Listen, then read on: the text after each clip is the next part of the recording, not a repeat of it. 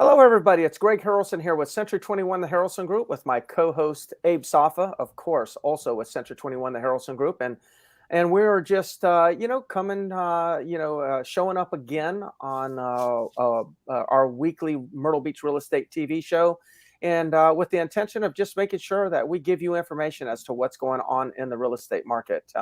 And we of course are around the holidays right now, so we want to talk to you a little bit about what is going on this week, as well as what we anticipate for the next 2 weeks, and then of course see if we can help you out. But before we get started, Abe, thanks for joining me once again. Yeah, man, always my pleasure. It's almost Abe, what was that? It's almost Christmas. I know it's amazing. It's almost Christmas, and and we've been in this local real estate market for quite a long time, obviously, and one of the things that I want to just have a brief discussion before we go into some data, some numbers, is, the conversation around, does the market shut down, or is there's no reason to put a property on the market right now because, buyers aren't looking. There's really no buyers in the market. So I wanted to just kind of address that, because I think that for the next 3 weeks, we've noticed a trend. And I wanted to talk with them about it. And that is, the trend is in the next 3 weeks. So to put this in perspective, we're the week before Christmas week right now. So we're about 1.5 weeks away from Christmas. So we're talking about this week, the week around Christmas, and the week between Christmas and New Year's Eve. Is there any business? What would you say to that? If somebody says, are there any buyers, Abe, around during this time of the year? What would your comment be? 100% yes. Yes. Right. So, I mean, we know that by a couple of different variables we look at, right? We've got multiple websites that we generate buyer leads. So the influx of buyer leads coming in on those websites is still really high. Yeah. We also look at what's happening in the market. We look at our listings and how quickly they're selling when they hit the market. So both of those variables are still very strong. I think they're going to continue to be strong all through the rest of the year, regardless of what time of year. So typically December is a pretty decent month, believe it or not. I know you know this, but a lot of people out there still feel like that Myrtle Beach is very seasonal. When they look at housing market across the country, everybody says spring is the best time to sell. Granted, spring is a good time to sell, but there's really not a whole lot of variation between number of transactions in December relative to what it is at the height, which might be May, June. We're talking maybe 20 or 30%, maybe 30% less transactions in December than the peak. Mm-hmm. So yes, properties are still going to sell. There's no ifs, ands, or buts about it. Here's the way that I would want to frame it, so so owners who are listening can kind of understand. During this holiday season, and during holidays in general, but especially the Christmas holiday, Thanksgiving, and through New Year's Eve, what we typically see is a lower volume of buyer traffic. So we see fewer buyers in the market. But what we also see is we see a higher conversion rate between the number of buyers we're working with and the number of contracts or sales we're making. We're also seeing another ratio, that the number of showings that it takes to make a sale is fewer than, say, in the summer. In the summer, because you got a lot of tire kickers here, we get so many showings during the summer. Maybe we have 10 showings, we make a sale. But during periods of times like this, where every buyer is serious, they're higher quality of a buyer, not as a human being, just as a buyer. They have a stronger motivation. They usually have some sort of urgency, and they've usually come already pre-qualified. So if you've got a pre-qualified buyer that is motivated and has some sense of urgency, then they're likely to pull the trigger and actually purchase a property faster than somebody who's not been qualified, is just kind of looking and wants to learn the market. We don't have people window shopping our market right now. We have buyers that are intending to make a purchase. So for somebody that's a seller right now, you could expect, well, I don't want to have a lot of showings. You're not going to have a lot of showings. But if you do have that one showing request this week, allow them to look at it, because they're probably about ready to make an offer. So the conversion rate between showings to offer ratio improves for the seller. lower quantity of buyers, but a higher quality, meaning more motivated buyer. That's what we're dealing with right now. So we don't have to like work as much. So some people think that, oh, there's less buyers, therefore there's less sales. No, there's less buyers. It's just a higher percent of the buyers that we do work with actually buy. That's a great point. Yeah, and I don't know if I'd call it less buyers. There's less lookers for sure. Ah, So yeah, anybody looking right now is definitely a someone that's serious. We're not going to get a lot of tire kickers right now, as you mentioned. But let me add one more variable, Greg, as well. We're also going to have a lot less inventory this time of year than we would in May and spring. A lot of homeowners have been watching the market for a while now. We've obviously seen a crazy market as far as appreciation. For a while now, maybe 18 to 24 months has just been appreciating. And a lot of people are at the point right now where they're getting ready to pop, meaning they're getting ready to sell. So I really think that come spring, we're going to see a lot of people hit the market. So right now you got a good opportunity where inventory is still really low. Now look, granted, if you don't want to be bothered through the holidays, if you got your family around and you really just don't want to deal with it, I think it's okay. I think you can get through these next couple of weeks and not have to be on the market. yeah. Right. But if your only reason for not being on the market is because you don't think it's the right time, then absolutely not. Get that out of your mind. There's no ifs, ands, or buts right now. Inventory is super low. Buyers are still there and people are buying. So this would be a phenomenal time to hit the market. Yeah. Abe, I had a seller that hired me yesterday, and they want the photography done this week. Right. Then on Monday, they want me to put it on the market. But they want me to hold all showings until December 28th, until 2 or 3 days after Christmas. And their thought is, hey, look, let's put it out there on the market and let people know that on the 28th, it's going to be available to show. So we're putting it out there for everyone to be able to see. It's being priced. There'll be pictures of it out there. It's just there'll be a holding around Christmas for showings. Now, what's going to happen is that few days when we release it on the 28th, there's going to be a boatload of showings within the first couple of days, and it'll go under contract. Yeah. So in other words, we're kind of like we're marketing it to the open market. We're just restricting showings because of the holiday, but we're going ahead and creating demand for that week. Yeah, you're gonna have all that pent up demand of people waiting to get in there. That's right. Because people are looking, and it be again because there's not many options for them. You have that luxury of kind of being on the market, but kind of off the market, a little bit of a teaser. Yeah. Build up that pent up demand. As soon as you release it, it's going to sell quick. There's no. And it's likely we'll get a multiple offers situation. Yeah. Oh, yeah. Because I do it this way, which is one of the jobs. I represent the seller. The sellers wanted me to help them maximize their price. They want me to come up with a strategy that can help them accomplish it. They want me to be sensitive about the holiday, and we figured out a strategy to meet all that criteria. There's where you are. So for those of you that are listening, just understand, Abe and I, we really like to understand what it is the consumer's looking to accomplish, and then we'll use our experience, our years of being in the business to help you figure that out. But all right, Abe, why don't you kind of share with us some numbers, and let's see what the market's doing right now. Yeah. Let's go over the numbers. A tiny bit softer than November, right? Single family homes were at 65.81%, just a fraction lower than what it's been.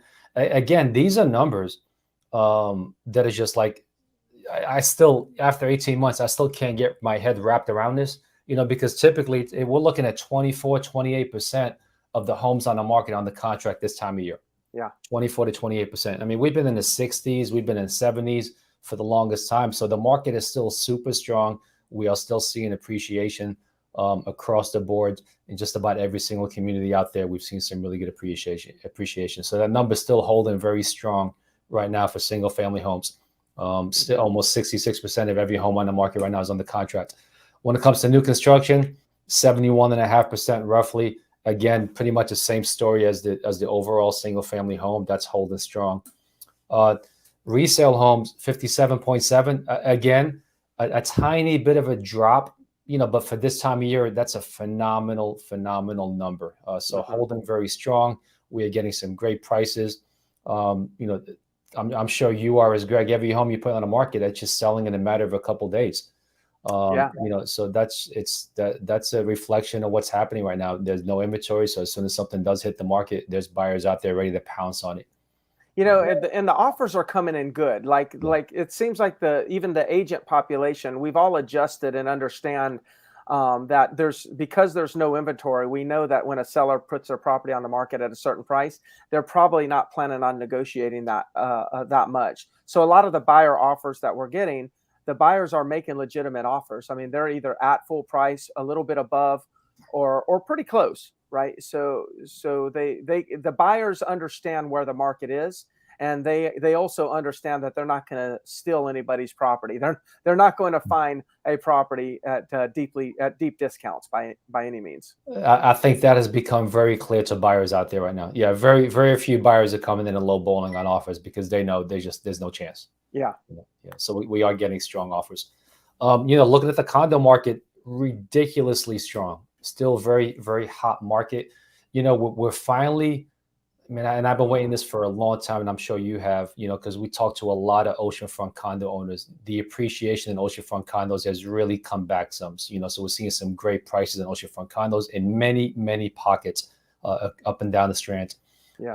So if you've had an oceanfront condo and it's something you bought at the height of the market and just didn't want to take a beating because of the prices the way they've been in the last few years, you really should give one of us a call. Let's talk about whether you sell or not. It's irrelevant, but at least be aware of what your asset is worth, and let's have the conversation of what the market looks like now for you, because we're finally seeing some good appreciation there. Yeah, it's great to see. It's great to see. Yeah. I've sold probably thousands of condos in my career, and unfortunately, I saw people buying condos at really high prices in 2006, and even when I get, a seller, and I'm talking to a seller today, we list a lot of every time I pull up their deed sheet, and I'm starting to see now where the majority of the people that I'm working with, if they bought it in 2005, 6, or 7, I'm seeing that we're able to get them their price. I mean, what they paid. That they may have taken a loss if they had some negative cash flow while they were holding it for that many years. So ultimately, maybe it was a non-performing investment or an underperforming investment. But for a lot of people, they've just been waiting for that day that they paid $250,000 for that condo. It went down to $90,000, and now it's back up to $250,000. Of course, that's 15 years later, but we are starting to see more and more of that right now. Most people are being able to get their money back. Yeah, I mean, I would have never believed that we were going to get to this point, 2 or 3 years ago. Yeah, but there's a lot of condos out there that, yes, it has gone back to '05 prices. Now here's the challenge, Greg. I want to throw this out to you. You and I talked about this the other day. So the market's been on fire for 18, 20 months, somewhere in that range. Single family homes have gone through the roof. And now we're finally seeing the tail end, meaning the condos are now finally appreciating. So now, them being the last ones to appreciate, we're talking about oceanfront condos. Yeah. When the market does correct, which inevitably it will, we just don't know when it's going to be, right? I believe, and you tell me what you think if you agree or not, that as soon as the market does shift, that it'll probably be the oceanfront condos that take the first hit before it trickles down to the rest of the market. Do you agree with that? Is that a fair estimate, you think? Yeah, and I can give you real historical evidence of and data on this. So let's just say 2005 and 2006, there was a big rush for the oceanfront properties because they were investments, right? And the people who bought in 2005 flipped them in 2006, and they made some money. And typically that was new construction that they were buying. So it was brand new buildings, and a lot of it was 3-bedroom units because that's what they started building at that time. Well, then what ended up happening, so those were the first things to hit the market, the first things to actually go up were newer 3 bedrooms, newer, larger units. Well, then the inventory depleted of newer, larger units. And then all of a sudden, older 2 bedrooms started selling. And then older 1 bedrooms started selling. That was it. The hierarchy was newer 3 bedrooms, older 3 bedrooms, older 2 bedrooms, older 1 bedrooms. Then all of a sudden, we kind of sold out of inventory. And then in 2006, into 2006 and 2007, the builders couldn't build inventory fast enough. So what they started doing is they started doing condo conversions. Like for instance, Landmark. Landmark was a condo, was a hotel. Landmark was not built as a condo community. It was built as a hotel. Coral Beach was built as a hotel. Sun and Sand built as a hotel. So what ended up happening is these developers said, hey, we need more inventory. Let's take these old hotels and do a condo conversion into condos. And then that's where you put on a lot of one bedrooms and efficiencies, and then people bought them. Then they ran out of inventory and they started buying vacant lots. They went into communities like Waterway Palms Plantation, and they would buy 5 lots with the intention of flipping them because they didn't have any other condo inventory. Now, when the balloon busted, the first thing to go to depreciate, that was the last thing that appreciated. So the lots were the last thing that appreciated. It was late. They were late 2007 or early 2008 when there was a rush on lots. So prices went up. But when the bubble bursted, the first thing, the drop in price, was the lots. The second thing was the condo conversion, 1 bedrooms and efficiencies. The third thing to depreciate was the old 1 bedroom buildings, then the old 2 bedroom units, then the old 3 bedrooms. The last thing to depreciate were the new 3 bedroom units. So so the rule is the first to go up is the last to go down, and the last to go up is the first to go down. Very important to understand that. That's a great way to explain it. Yeah, and there's a lot of tailwind right now because of the real estate market, and the condos are finally catching up and catching some of that tailwind. I don't want to name any buildings, but there's some buildings right now that we have seen such extraordinary appreciation that because I'm not naming the building, I'll make this big statement. I'll guarantee you they'll be one of the first buildings to go down. No And question. So, if somebody's in that building, they need to sell while the market's hot. They need to sell because if they're thinking, well, if it'll just go up a little bit more, they're going to miss it. And you got to understand, when you're in that situation, if you've been waiting for the price to go up so you could exit out of your investment, just remember, you've got to leave a little bit of meat on the bone for the next investor, or there will not be another investor. If you don't leave a little bit of opportunity for the next buyer, there won't be another buyer. Yeah, I mean, at the end of the day, when it comes to oceanfront condos, it's still, for the most part, going to be an investment or a partial investment for many people, right? Yeah. So every dollar that it goes up in value puts a little more squeeze on what the return on investment is going to be. That's right. So it puts a little bit more squeeze on what the return is. It maybe a bigger negative cash flow. So at some point, people are going to go back and look at these numbers. They're going to say, okay, well, I'm losing money on this. So I agree with you 100%. I think, there's going to be some buildings that are going to appreciate fairly quickly when the market does shift. But right now it's still really strong. Very little inventory. Overall condos, almost 74%. That's kind of been holding firm for a while. Anything off the oceanfront right now is still super strong at 74%. And then even the oceanfront right now, take a look at that number, just under 70%. Yeah. There's nothing out there. There's about 170, 180 condos on the oceanfront right now in the entire Grand Strand. Mm-hmm. So there's nothing out there. Land, 24% of all land out there is still under contract right now. Yeah. Well, it's a strong market. So, we've been talking about a seller's market. It's still a seller's market. There's no question about it. Yes, there's a lot of trees being cut down. There's a lot of land being cleared. So we've got development coming up, but it's still, I don't think that there's enough development to actually put a dent in the inventory. We're likely to see inventory kind of at these rates for quite a long time. So there you have it. There's another week. But if Abe and I can do anything for you, just reach out to either one of us. You see our cell numbers at the end or at the bottom of the screen here. Feel free to use us as our resource, whether you're thinking about doing something or not. We love to communicate with property owners, guide them in the right direction. Abe, thank you so much. Yeah, Greg, happy holidays, everybody. Yes, happy holidays. Take care. Bye-bye.